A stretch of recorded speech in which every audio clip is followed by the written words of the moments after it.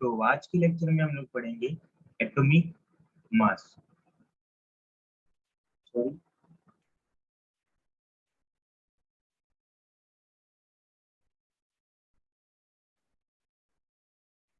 तो आज के लेक्चर में हम लोग पढ़ेंगे एटॉमिक मास। तो एटॉमिक मास क्या होता है, आज हम यहाँ पे उसे डिटेल में यहाँ पर स्टडी करेंगे। एटॉमिक मास,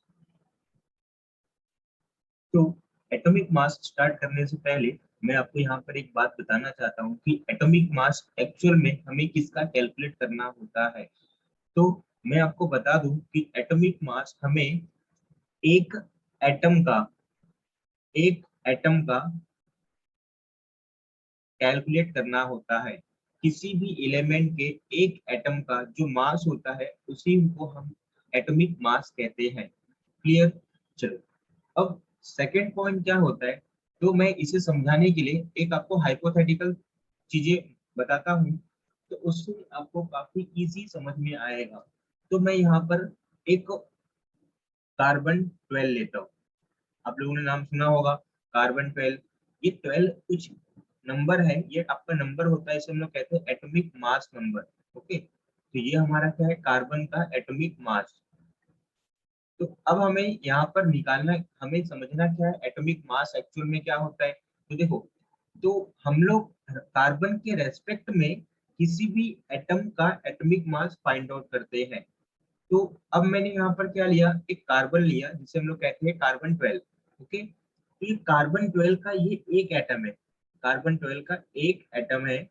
अब इस कार्बन 12 के एक एटम को आप क्या करोगे, डिवाइड करोगे, और आपको डिवाइड कुछ ऐसा करना है कि इसके 12 पार्ट हो जाए।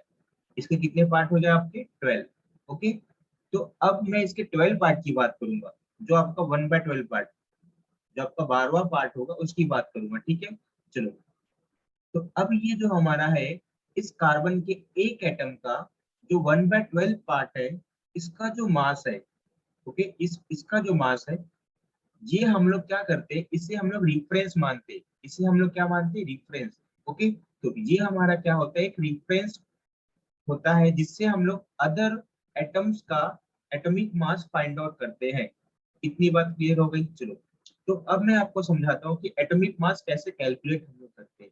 तो आपके पास कोई एक एलिमेंट है, समझ लो, आपके पास कोई एक एलिमेंट है।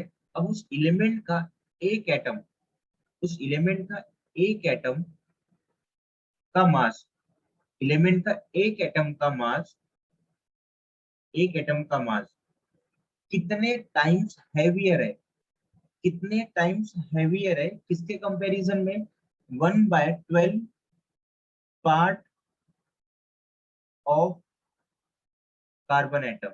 ओके, कार्बन एटम जो मैंने यहाँ पर लिया है 1/12 पार्ट ऑफ कार्बन एटम का, इसके कितने टाइम्स, इसके कितने टाइम्स हैवियर है।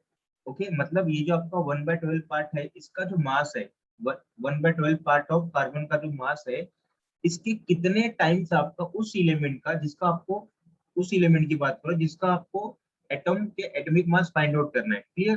तो आपका उस एटम का कितना टाइम्स हैवियर है, तो उसी टाइम्स को हम लोग क्या कहेंगे, उस एलिमेंट के एटम का एटॉमिक मास कहेंगे। क्लियर? चलो, तो मैं आपको यहाँ पर फिर से बता दे रहा हूँ यहाँ पर क्या होता है एटॉमिक मास एक्चुअल में, कि आपके पास कोई एक एलिमेंट है, एलिमेंट, उस एलिमेंट का एक एटम आपको यहाँ पर लेना होगा। मैंने यहाँ पर क्या लिया, उसका एक एटम लिया।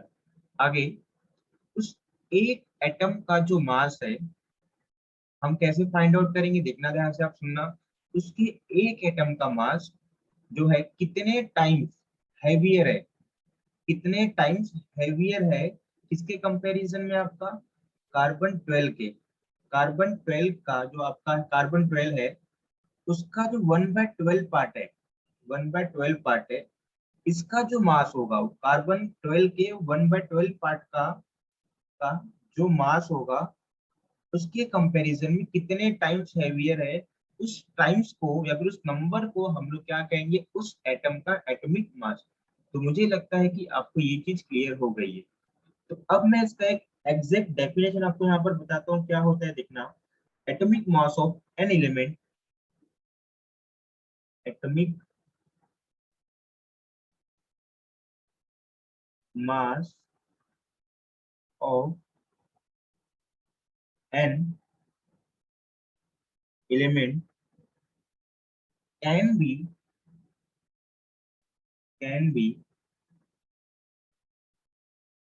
defined as the number which indicate how many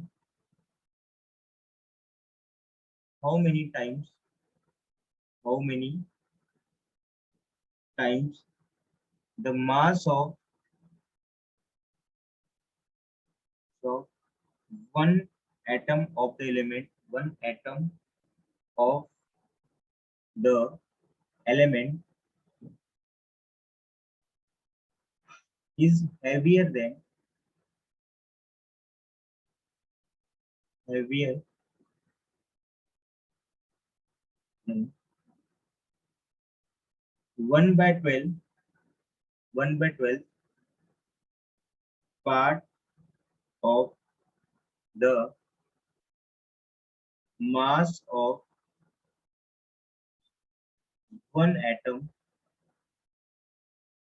of carbon 12। तो ये कुछ इसका डेफिनेशन हो गया। चलो अब हम लोग यहाँ पर इसके फॉर्मूले पे आते हैं कि इसे इसका एकदम एग्जैक्ट जो फॉर्मूला होता है जो कई किताबों में नहीं दिया होता है, तो हम लोग यहाँ पर उसके फॉर्मूले को थोड़ा ध्यान से रीड करते हैं और समझते हैं। तो इसका जो फॉर्मूला बनता है हमारे पास वो आता है atomic mass equal to mass of an atom mass of an atom of the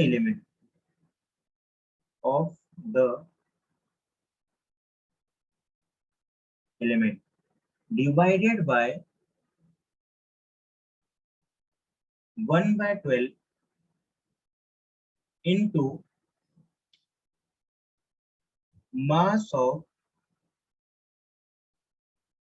an atom of carbon 12। Okay, तो ये कुछ था हमारा फॉर्मूला। ओके, तो आज के लिए इतना ही, मिलते हैं अगले वीडियो में।